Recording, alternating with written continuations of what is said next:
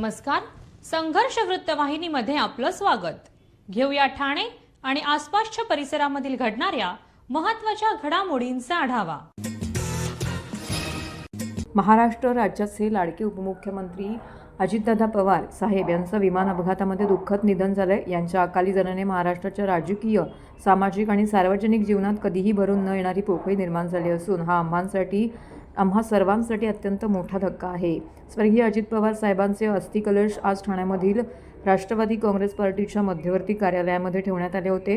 Rashtrawadi Congress party Thane शहर परिवार तसेच माजी खासदार प्रवक्ते आनंद परांजपे, ठाणे शहर जिल्हा अध्यक्ष नजीमुल्ला, प्रमोद हिंदूराव यांच्यासह या प्रसंगी आमदार संजय केळकर, आमदार निरंजन डावकरे तसेच राष्ट्रवादी काँग्रेस शरद पवार पक्षाचे आमदार, माजी मंत्री डॉक्टर जितेंद्र आव्हाड, राष्ट्रवादी काँग्रेस शरदचंद्र पवार पक्षाचे ठाणे जिल्हा अध्यक्ष मनोज प्रधान, राष्ट्रवादी काँग्रेस शरदचंद्र पवार व अजित पवार या दोन्ही पक्षाचे नवनिर्वाचित नगरसेवक, राष्ट्रवादी काँग्रेस अजित पवार पक्षाचे सर्व पदाधिकारी उपस्थित राहून त्यांनी अजित पवार साहेबांना श्रद्धांजली अर्पण केलेली आहे। ठाणेकर नागरिकही यावेळी अस्थिकलश दर्शनासाठी येथे हळूहळू येत आहेत, तर यावेळी नागरिकांची देखील गर्दी झालेली पाहायला मिळाली। महाराष्ट्राचं हे पहिल्याच दिवशी सांगितलं खूप खूप खूप मोठे नुकसान झालं।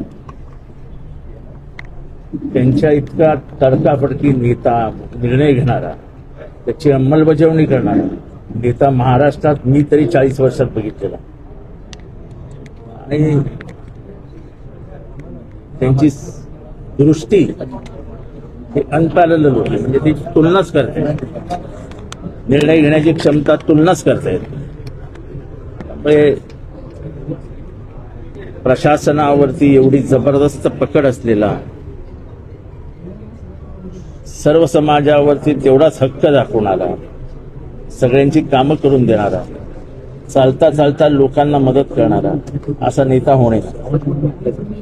कार्यालयात आले, नजीमुल्लाशी भेटले, परांजपेशी भेटले, जुने संबंध पुन्हा वाटतं येणाऱ्या काळात दोन्ही राष्ट्रवादी विलीन संबंधात एकत्र येणार आहे अशी चर्चा देखील सुरू आहे। तो निर्णय वरच्या पातळीवरचा आहे, तो काय माझ्या आणि नजीब आणि परांजपेंच्या पातळीवरचा नाही आहे। त्यामुळे तो निर्णय वरती ठरणार आहे, त्याच्याबाबत इथे चर्चा करणं मला वाटतं संयुक्तिक नाही।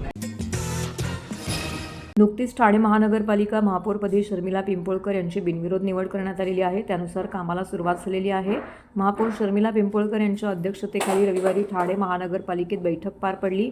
या बैठकीत सर्वकष स्वच्छता मोहीम राबवण्याचा निर्णय घेण्यात आलाय। 3 फेब्रुवारीला जरी महापौर पदासाठी निवडणूक होणार असली तरी शर्मिला पिंपोळकर यांच्या विरोधात अर्ज दाखल झालेले नसून त्यांची बिनविरोध निवड झालेली आहे। 3 तारखेला फक्त अधिकृत निवडीची औपचारिकता शिल्लक राहिलेली आहे, परंतु 3 तारखेआधीच शर्मिला पिंपोळकर यांनी कामाला सुरुवात केल्याचं दिसत आहे। रविवारी महापौर शर्मिला पिंपोळकर यांच्या अध्यक्षतेखाली ठाणे महानगरपालिका सर्वकष स्वच्छता मोहिमेसंदर्भात बैठक पार पडली। या बैठकीस अतिरिक्त आयुक्त संदीप माळवी, आरोग्य अधिकारी डॉक्टर राणी शिंदे, नगरसेवक भरत चव्हाण उपस्थित होते। उपमुख्यमंत्री एकनाथ शिंदे यांच्या संकल्पनेतून नियोजित महापौर शर्मिला पिंपोळकर यांच्या नेतृत्वाखाली ठाणे महानगरपालिकेच्या वतीने नौपाडा प्रभाग समिती अंतर्गत सर्वकष स्वच्छता मोहीम राबवण्यात आली। शहरामध्ये होते आज माननीय महापौर मॅडम यांच्या उपस्थितीत, त्यांच्या पुढाकाराने कोपरीमध्ये विविध ठिकाणी हा डीप क्लीन ड्राईव्ह होतोय। ही सातत्याने आपण डीप क्लीन ड्राईव्ह म्हणजे माननीय उपमुख्यमंत्री महोदयांनी सांगितल्यानुसार आपण सातत्याने हा डीप क्लीन ड्राईव्ह दर आठवड्याला घेणार आहोत आणि संपूर्ण ठाणे शहर स्वच्छ आणि सुंदर करण्यासाठी या मोहिमेचा निश्चितपणे उपयोग होणार आहे। त्याबद्दल मी माननीय उपमुख्यमंत्री महोदयांचं आणि खास करून माननीय नियोजित महापौर मॅडम यांनी यासाठी पुढाकार घेतला। उद्या त्यांची अधिकृत निवड होणार आहे, परंतु आजच त्यांनी ह्या कार्याला सुरुवात केली, त्याबद्दल त्यांचाही ठाणेकरांच्या वतीने, ठाणे प्रशासनाच्या वतीने मी धन्यवाद देतो त्यांना। माझा नमस्कार। आज महाराष्ट्र राज्याचे उपमुख्यमंत्री एकनाथजी शिंदे साहेब यांनी मुख्यमंत्री पदावर असताना पहिल्यांदाच ही डीप क्लीन ड्राईव्ह ही संकल्पना आणली आणि या संकल्पनेतूनच आज कर्तव्य आज आणि पदाचा उद्या चार्ज या पद्धतीने आपण आपल्या इथे डीप क्लीन ड्राईव्ह ही संकल्पना आपण अंमलात आणतोय आणि अष्टविनायक चौकापासून ही संकल्पना आपण चालू करतोय। नुसती ही पूर्ण रोड किंवा चौक नसून प्रत्येक गल्लीबोळामधून ही क्लिनिंग केली जाईल। पूर्ण कोपरीमधून आज अष्टविनायक चौकातून ही क्लिनिंग चालू होते. अष्टविनायक चौक असू दे, मीठबंदर असू दे, सावरकर नगर असू देत, सिद्धार्थ नगर, कोपरी गाव, कन्हैया नगर, पूर्ण रोड टू रोड जिथे जिथे 6 ठिकाणी आपण ही यंत्रणा आपण ठाणे महानगरपालिकेची. भारताचे राष्ट्रपिता महात्मा गांधी यांच्या 78व्या पुण्यतिथीनिमित्त धर्मराज्य पक्ष, ठाणे काँग्रेस आणि मूलभूत अधिकार संघर्ष समिती यांच्या संयुक्त विद्यमाने ठाण्यातील मराठी ग्रंथसंग्रहालयाच्या सभागृहामध्ये हुतात्मा दिन साजरा करण्यात आला आहे. ज्येष्ठ गांधीवादी विचारवंत डॉक्टर विवेक कोरडे व डाव्या चळवळीतील विद्रोही नेते कॉम्रेड आनंद तेलतुंबडे यांची गांधी हत्या आणि आपण या विषयावरती आपलं मनोगत व्यक्त करून उपस्थितांना मार्गदर्शन केलं. धर्मराज्य पक्षाचे अध्यक्ष तथा ज्येष्ठ कामगार नेते राजन राजे यांच्या पुढाकाराने संपन्न झालेल्या या कार्यक्रमासाठी काँग्रेसच्या अर्थ विभागाचे अध्यक्ष विश्वास उडगी, अंधश्रद्धा निर्मूलन समितीच्या नेत्या वंदना शिंदे, मूलभूत अधिकार संघर्ष समितीचे डॉक्टर जावळे, समाजवादी नेते संजय मंगला गोपाळ, जगदीश खेरालिया, आंबेडकरवादी विचारवंत आनंद होवाळ, शिवसेना ठाकरे पक्षाचे ठाणे उपजिल्हाप्रमुख प्रदीप शिंदे, काँग्रेसचे सरचिटणीस महेंद्र म्हात्रे, सचिव राहुल पिंगळे इत्यादी मंडळींची प्रमुख उपस्थिती लाभली. दरम्यान या कार्यक्रमाचे प्रमुख वक्ते डॉक्टर विवेक कोरडे यांनी आपल्या भाषणामध्ये उपस्थितांना संबोधित करताना गांधी हत्येमागील कारणे विशद करताना तथाकथित हिंदुत्ववादी व RSSवर एकच शरसंधान साधलेलं आहे.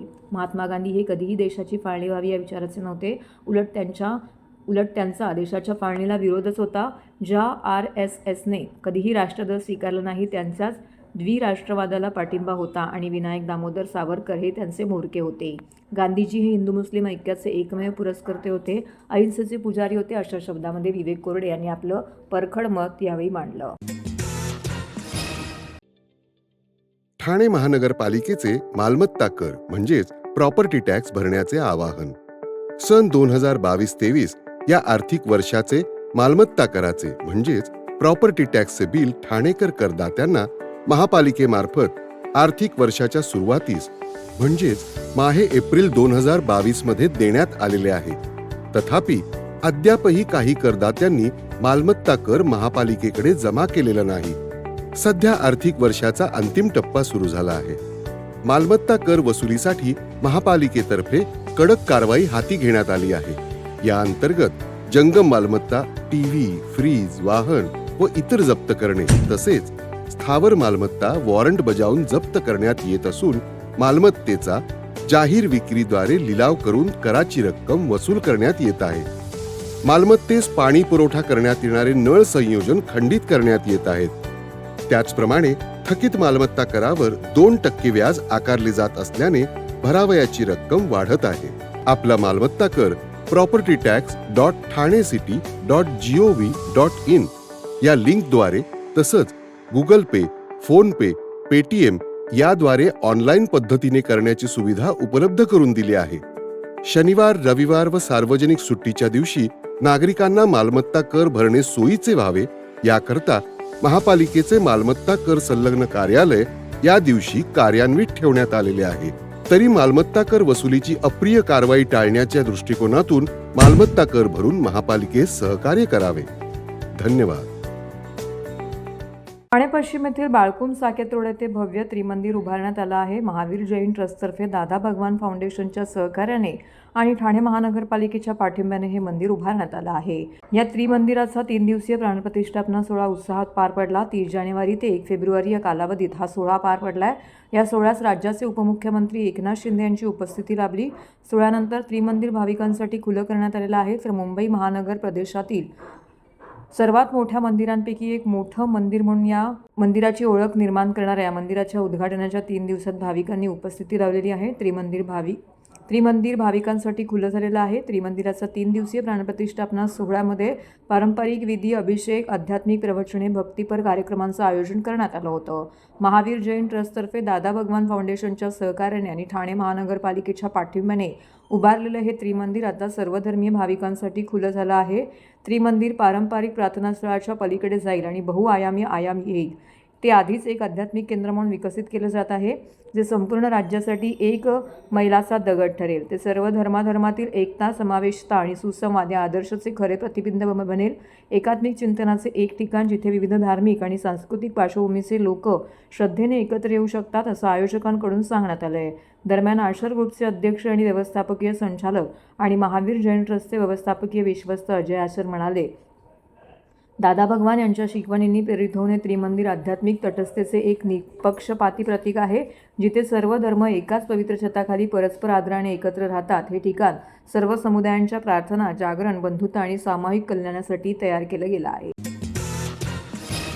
रस्त्यावरील प्रत्येक जीव सुरक्षित राहावा, महिलांचा प्रवास निर्धोक व्हावा आणि आजारांऐवजी जागरूकता पसरावी या भावनेतून प्रादेशिक परिवहन कार्यालयाने ठाण्यामध्ये रविवारी महिला कार व बाईक रॅलीचं आयोजन केलं होतं. या रॅलीतून रस्ता सुरक्षा, वाहतूक नियमांचं पालन आणि सर्व्हायकल कॅन्सरविषयी जनजागृती, भावनिक संदेश देण्यात आला. ठाणे प्रादेशिक परिवहन अधिकारी हेमांगिनी पाटील यांच्या मार्गदर्शनाखाली प्रादेशिक परिवहन कार्यालयातून सकाळी 9 वाजता निघालेली ही rally Nitin junction, Cadbury junction, Upvan तलाव, काशीनाथ घाणेकर नाट्यगृह असा मार्ग पार करत पुन्हा प्रादेशिक परिवहन कार्यालयात समाप्त झालेली आहे. या उपक्रमात 55 महिला कार चालक, 70 दुचाकी, महिला व पुरुष वाहन चालकांची उत्स्फूर्त सहभाग नोंदवला. सहभागी वाहनांच्या दर्शनी भागावरती रस्ता वाहतूक नियम, सर्व्हायकल कॅन्सर जनजागृती करणारी पोस्टर्स लावण्यात आलेली होती, ज्यामुळे शहरातील प्रमुख चौकांमध्ये नागरिकांचं लक्ष वेधलं गेलं आहे. या रॅलीसाठी डॉक्टर वाणी परमार, इनरव्हील क्लबच्या डिस्ट्रिक्ट चेअरमन लक्ष्मी सिंग, ठाणे MIMचे अध्यक्ष, ठाणे IMAचे अध्यक्ष डॉक्टर सुनील बुदलानी, लायन्स क्लब ठाणेच्या अध्यक्षा किरण गुलानी, पिंक होलिक इंडिया टीमच्या अजित कौर धिल्लन व जयश्री शेलार येथे उपस्थित होत्या. स्पर्धेअंतर्गत प्रथम क्रमांक प्राप्त झालेल्या महिला कार चालकास 5,000, द्वितीय क्रमांकास 3,000 तर तृतीय क्रमांकास 2,000 रुपयाचं रोख बक्षीस, सन्मानचिन्ह, प्रमाणपत्र देऊन त्यांचा गौरव करण्यात आला आहे. निवडक महिला चालकांना प्रमाणपत्र आणि मान्यवरांच्या हस्ते हेल्मेट देऊन सन्मानित करण्यात आले. तर हे होतं संघर्ष वृत्तवाहिनीचं आजचं बातमीपत्र. उद्या पुन्हा भेटू याच वेळी याच ठिकाणी ताज्या घडामोडींसह. तोपर्यंत नमस्कार.